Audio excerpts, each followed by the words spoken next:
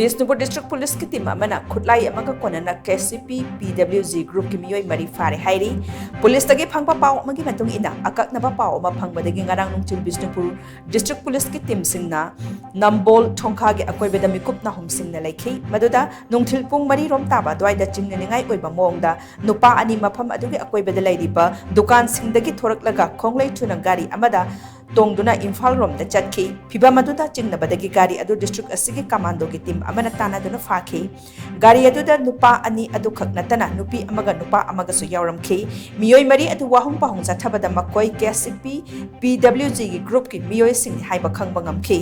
police na pharba Meeoi sing adu di KH Rojit Chahi Kunipan, TH Sornu Chahi Kulumdoi, KH Abinas Sahi Kunmathoi, Amadi, KH Victoria Chahi Kunjarukni Hairi.